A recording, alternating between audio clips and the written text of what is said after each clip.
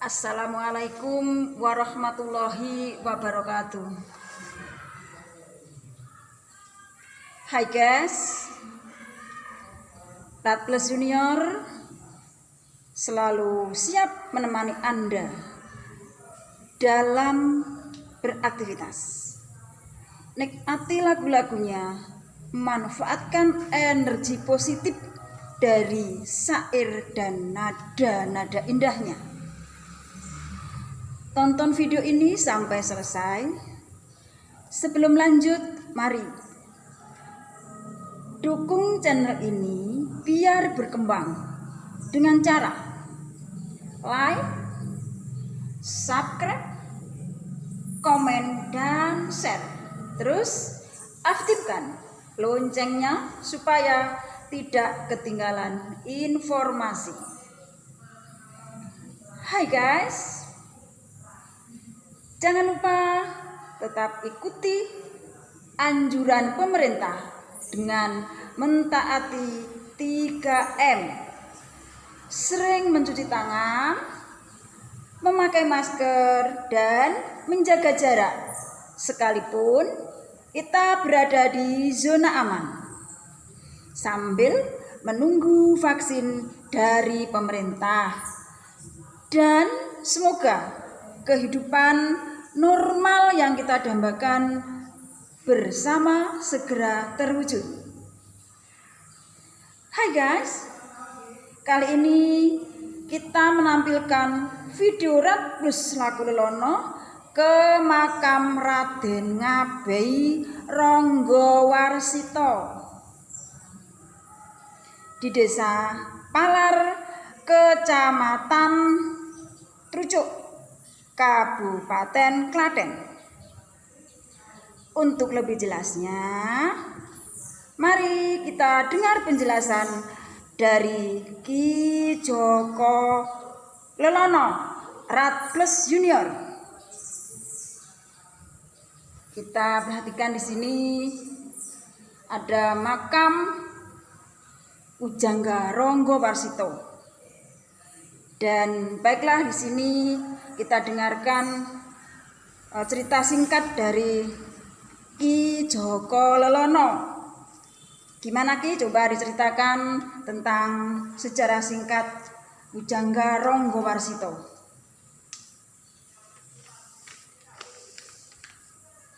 Iya, maskernya dilepas dulu, nggak apa-apa. Terima kasih.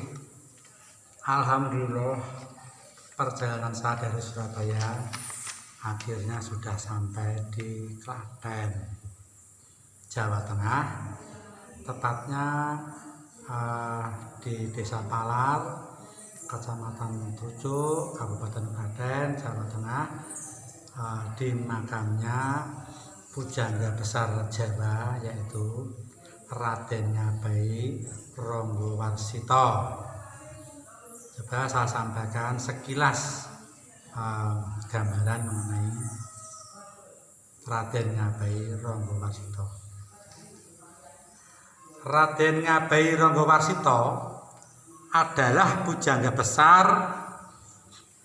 budaya Jawa yang hidup di Kasunanan Surakarta. Namanya melegenda karena sepak terjangnya dalam karya, buku, dan falsafah hidup manusia pada suku Jawa khususnya. Lahir di Yosodipuran, Surakarta pada Senin Legi 10 Dzulkaidah atau 14 Maret 1802. Ranggawarsita kecil bernama Bagus Burhan. Orang tuanya keturunan darah biru. Ayahanda adalah Mas Pajang Swara dari Kesultanan Pajang, dan ibu Raden Ajeng Ranggawarsita yang berasal dari Kesultanan Demak. Pada usia 4 tahun, Bagus Burhan diserahkan kepada Ki Tanujoyo yang merupakan orang kepercayaan ayahanda.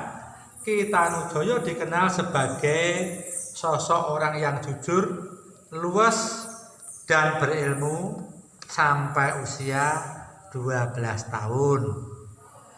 Pada usia belasan tahun, Bagus Burhan dikenal sebagai anak yang malas, belajar ilmu agama, bahkan punya kebiasaan berjudi. Atas alasan itulah kakeknya mengirimnya ke pondok pesantren Gebang Tinatar, Tegalsari Ponorogo yang diasuh Kiai Imam Besari, tokoh yang sangat terkenal. Awal di pesantren, Burhan belum bisa meninggalkan kebiasaan buruknya. Hal itu sangat berpengaruh pada perilaku santri yang lain. Dari masa pembelajaran di pondok pesantren, Burhan sempat kabur ke Madiun. Kiai Imam Besari sempat marah. Pada kepulangan Bagus Burhan ke Ponorogo, konon Kiai Imam Besari memberi wejangan khusus di Sungai Kedung Watu. Dari wejangan itu, Bagus Burhan mulai berubah menjadi santri yang rajin belajar, semakin taat beribadah, dan Bagus Burhan juga dikenal sebagai santri yang sangat cerdas. Setelah itu Bagus Burhan diasuh oleh Raden Temenggung Sastraningrat yang merupakan kakeknya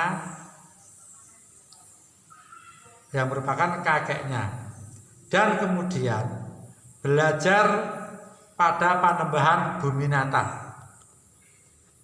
untuk menimba ilmu Jaya Kawijayan dan olah fisik, yaitu ilmu kanuragan, sebagai bekal penjaga diri dari mara bahaya.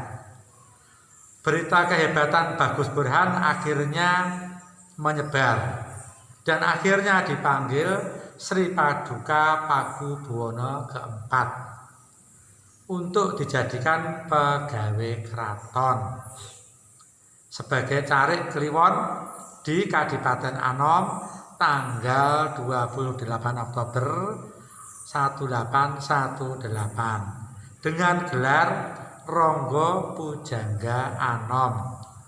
Dan beliau sangat menguasai sastra Jawa.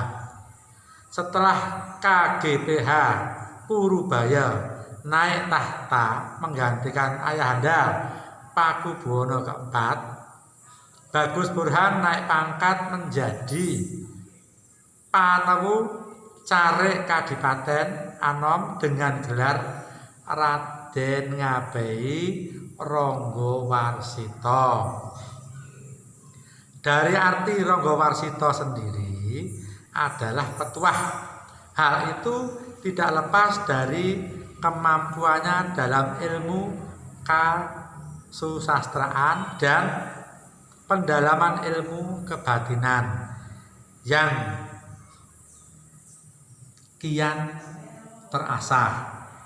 Serat yang paling populer adalah serat Kolotida. Adapun bunyi serat Kolotida adalah sebagai berikut. Menangi jaman edan, ewuh aya ing pambudi, melu edan ora tahan, yen tan melu anglakoni, saya keduman melek, kaliren wekasanipun. Dilalah kersa Allah, begja-begjane kang lali, luwih begja kang eling lan waspada.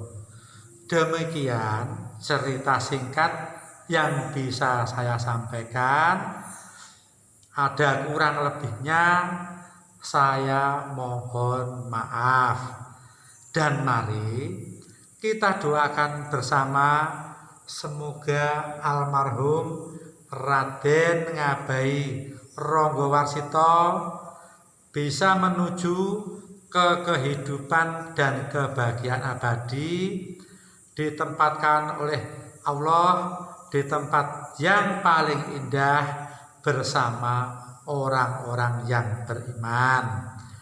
Dan semoga para peziarah yang datang kemari semakin tekun beribadahnya, dilancarkan rezekinya, disehatkan badannya, ditambah kepinterannya, dinaikkan pangkatnya, dan dimudahkan jodohnya. Amin.